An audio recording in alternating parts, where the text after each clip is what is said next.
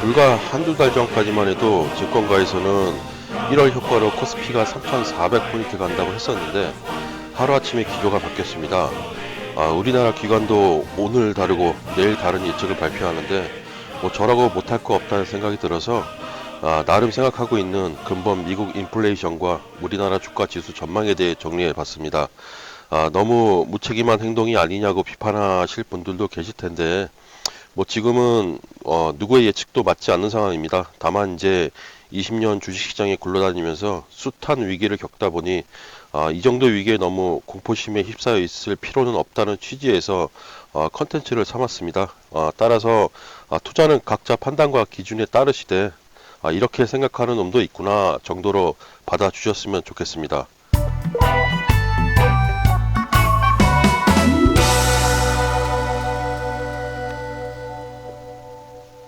작금의 미국 인플레이션의 원인은 수요와 공급의 불균형이라 볼 수 있습니다.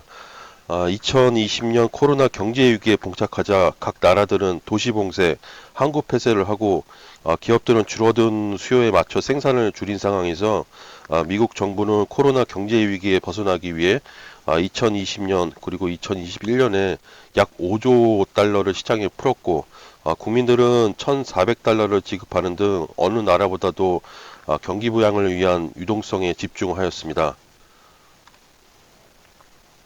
그 이유는 미국 GDP의 70%는 소비이기 때문이었습니다. 막대한 유동성을 시장에 공급하자 국민들은 경기 불황에 따른 가계 수익 감소를 대체할 수 있었으나 코로나 백신 접종으로 접촉 제한이 완화되면서 소비가 폭발하였고 공급망이 취약한 상태에서 공급이 수요를 따라가지 못했고 글로벌 폐쇄와 인력난으로 인한 해상, 내륙 등 운송이 물동량을 따라잡지 못하였고 결국 물가는 천정부지로 상승하게 이르게 된 것입니다. 그리고 어친데 덧친격으로 그 오펙과 러시아 전쟁 이슈 등 산유국 그 유가 생산 감소는 각종 원자재 가격을 폭등시켰고요. 1980년대 하이퍼 인플레이션으로 돌입하는 거 아닌가 그런 우려를 지금 낳고 있습니다. 2021년 12월 미국 소비자 물가 지수가 이제 7%를 기록해서 1982년 이후 최고라고 하는데 미국 CPI의 그 세부 내역을 살펴보면 그 에너지 부분이 가장 큰 폭으로 상승한 것이 그 원인이기 때문에 결국은 이제 미국 인플레이션을 잡기 위해서는 석유 공급량을 늘리는 것이 중요하다는 것을 알 수 있습니다. 아울러 이제 거시적으로 세계 생산 공장 역할을 담당했던 중국의 점진적 인건비 상승 그리고 전 세계적 출산율 하락은 생산 공급 측면에서 다른 국가들로 하여금 잠재적 물가 상승 압력으로 작용하고 있습니다. 하지만 연준은 2021년 하반기에도 인플레이션은 일시적 현상이라고 시장 우려를 일축했습니다. 즉 공급적 측면에서 문제가 해소될 거라 믿었던 것입니다. 그러나 계속 물가가 상승되자 기조를 버리고 그 파월은 12월에 이제 상원 청문회에 출석해서 자신의 예측이 틀렸음을 인정하자 이제 세계 주식시장은 급냉하기 시작하기 이른 것입니다.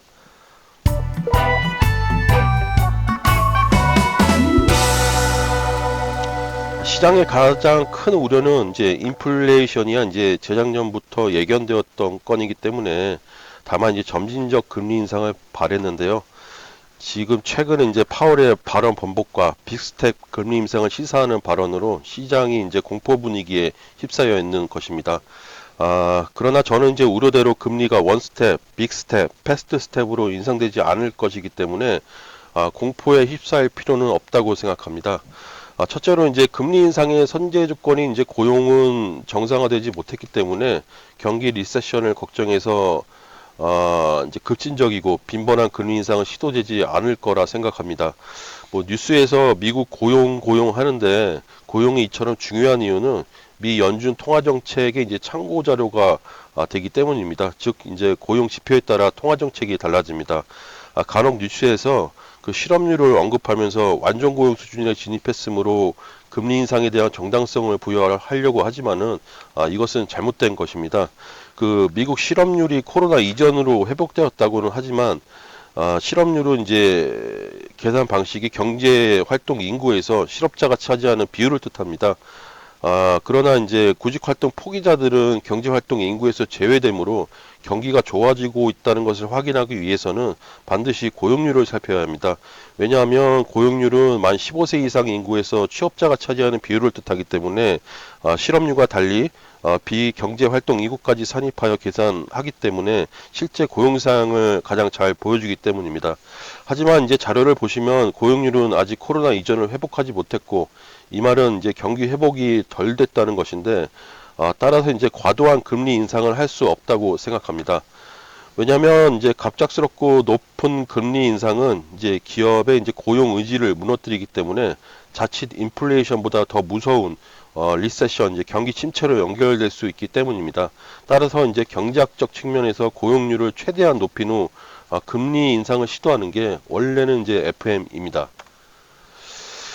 둘째로 이제 경기 부양을 위한 양적 완화, 그리고 실직자 지원금 등은 이미 중단되었거나 올해죠. 이제 올해 3월에 종료되기 때문에 인플레이션은 완화될 것이므로 이제 원 스텝, 빅 스텝, 패스트 스텝 금리 인상은 그 가능성은 줄어들 거라 생각을 합니다.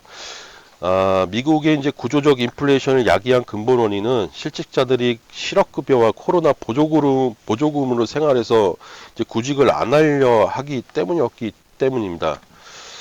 그러나 이제 이러한 지원금이 이제 중단되면은 결국 이들은 취업을 할 수밖에 없어지고, 따라서 이제 고용률은 다시 올라갈 수 있다고 생각을 합니다. 고용률이 올라가면은 금리 인상이 실시된다고 앞에서 말했으나 이렇게 안 좋아지는 거 아니냐 이렇게 궁금해하실 수도 있는데, 결국 이제 고용이 올라가는 것은 기업이 버는 돈이 많아지고 결국 경기 선순환이 잘 되는 것이기 때문에 금리 인상의 충격은 이때 충분히 흡수될 수 있고 때문에 이제 나쁘다고 볼 수 없다고 저는 생각을 합니다.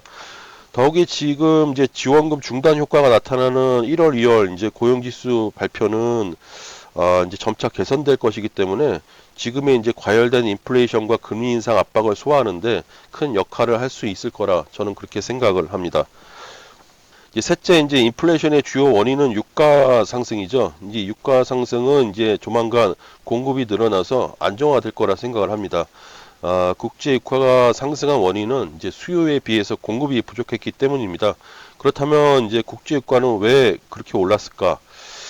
이제 가장 큰 이유는 이제 코로나 수요가 늘어난 것도 있지만은 공급적 측면에서 미국 내 그 원유 재고 감소, 산유국 그 협의체죠. 이제 오펙의 이제 더딘 증산을 꼽을 수 있습니다. 하지만 이제 곧 겨울이 지나고 이제 봄이 오면은 유가 수요는 줄어들게 될 것이고, 미국에서 지금 최근 전략 비축유 방출을 위한 노력을 부단히 하고 있기 때문에 단기적 안정세에 진입할 가능성이 저는 있다고 봅니다. 하지만 이제 상황은 녹록치 않습니다.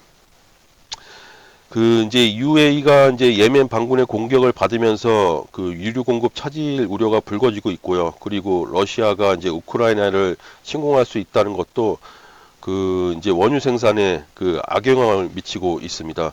그리고 이제 석유 수출국 오펙의 이제 유가 저생산 기조는 참으로 고집스럽기만 합니다. 그러나 이제 올해 중간 선거를 앞두고 있는 바이든 입장에서는 유가를 잡는 것이 가장 중요한 과제입니다. 경제에 실패한 정권이 선거에 승리한 경우는 없기 때문입니다. 그래서 지금 최근 중국에 대해서도 예외적으로 비축유 방출을 이제 시진핑 주석에게 요청한 것이라고 볼 수 있고요. 바이든은 현재 그 미국은 이제 그동안 동맹국들에게 공동 비축유를 풀자고 제안해서 긍정적 답변을 얻어내고 있고요. 그리고 최근 우리나라를 비롯해 일본, 인도, 뭐 영국 등 주요 석유 이제 소비국들에게도 비축유를 시중에 풀어서 공급을 늘리는 형태로 국제 유가와 물가 안정에 동참을 독려하고 있습니다. 한마디로 바이든 대통령은 유가와의 지금 전면전에 나선 상태입니다. 따라서 저는 이런 바이든의 절대적인 노력 끝에 유가는 곧 진정되리라 생각하고 있습니다.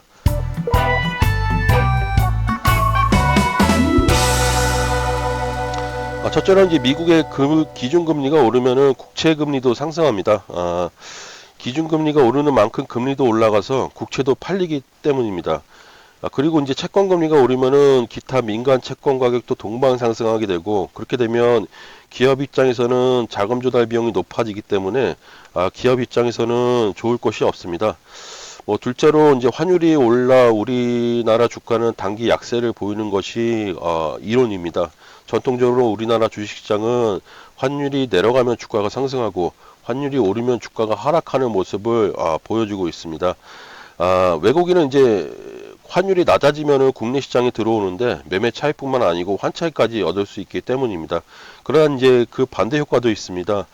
금리와 함께 가격이 오르는 원자재 관련된 이제 회사들은 가격 인상으로 주가가 상승하게 되고요. 물론 이제 환율 급등 시점에 주가는 이제 환율과 역으로 움직이는 것이 피할 수 없지만은 결국은 이제 금리를 올리면은 원자재 등을 가공하는 이제 신흥국 주가 지수는 그 오르는 장세가 펼쳐지게 됩니다. 뭐 교과서에는 그 원화 강세가 지속이 되면 수출주 이제 실적에 부담을 줄 수 있고 그래서 주가에 이제 악영향을 미치는 것 아니냐 그런 논리가 지금 시장에 이제 지배적이라고 볼 수 있습니다. 그러나 이제 미국 금리 인상으로 인한 원화 강세의 경우는 이제 경기가 회복된다는 전제에서 이루어진 것이죠. 그래서 이제 우리 기업들의 실적이 좋아지고 해당 기업들의 주가는 상승하는 경우를 볼 수 있습니다. 아울러 우리 기업들도 지금 환율 변동으로 인한 손실, 외화자산 부채 가치 변동 등을 방지하기 위해서 지금 환해지를 하고 있기 때문에 오히려 환율이 하락했을 때 순이익 증가율이 개선되는 모습을 보여주기도 합니다. 따라서 환율이 오르면 주식 시장이 이제 하락한다는 그런 맹신론은 이제 사라져야 합니다. 그리고 역사적으로 미국이 금리 인상을 했던 시기에 우리나라 주가는 오히려 좋아졌습니다. 지금 자료를 보시면 미국이 그 최근 인상을 했던 2004년 6월에서 2006년 6월까지 금리는 1.25에서 5.25까지 그 올렸었고요. 또 이제 2015년 11월 그 0.13에서 2018년 12월까지 2.4%까지 올렸었습니다. 하지만 이 자료를 보시면 미국 금리 인상 시기에 우리나라 그 주가 지수는 결국 올랐습니다. 왜냐하면 이제 미국 금리 인상은 이제 경기가 좋아진다는 신호이기 때문에 수출로 먹고 사는 우리나라 기업들에게는 호재였기 때문입니다. 우리나라 주가뿐만 아닙니다. 미국의 경우도 이제 자국의 금리 인상을 했었던 시기를 비교해 보면 결국 미국 주가 지수도 상승했음을 알 수가 있습니다. 하지만 이제 여러 방송 언론에서는 미국이 금리 인상을 하면 마치 우리나라 주가가 하락하는 것처럼 공포감을 주고 있습니다. 다시 한번 말씀드리지만 우리나라 증시는 환율보다는 경기 호전 기대로 움직이고 있기 때문에 이런 이제 공포에 이제 휩싸일 필요는 없다고 생각을 합니다.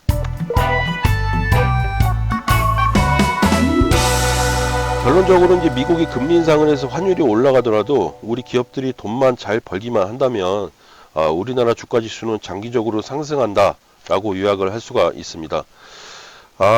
지금 보시는 차트는 우리나라 경상수지와 우리나라 주식 간의 상관관계를 표시한 차트입니다. 즉 무역수지가 이제 흑자를 기록하면은 결국 우리나라 주식은 상승했다는 것을 알 수 있습니다. 따라서 우리 기업들이 돈을 잘 벌려면 유럽하고 미국 등 주요 이제 소비국의 세계 경기가 좋아져야 한다는 것을 예측할 수 있습니다. 그렇다면 앞으로 세계 경기는 어떻게 될 것인가? 세계 경기를 파악하기 위해서는 선행지수를 확인해야 됩니다. 하지만 이제 최근 확실히 상승세가 꺾인 것을 알 수 있습니다. 하지만 긍정적인 것은 2010년 때부터 코로나 때를 제외하면 박스권을 형성하며 잔파동을 이뤄왔습니다. 즉 경기 파강의 이제 가능성은 지금 박스권에 있기 때문에 낮다는 의미입니다. 지금 경기지수에서 가장 먼저 움직이는 것은 우리나라 지표이고요. 지금 단기 상승 구간에 이제 진입해 있습니다. 물론 이제 박스권 최저 95 수준에서 반등할 것인가는 조금 더 지켜봐야겠지만 개인적으로는 중국 베이징 올림픽도 2월에 예정돼 있고 뭐 여러 가지 이유로 세계 경기는 다시 박스권 상승 기조로 넘어갈 것이라고 생각을 합니다.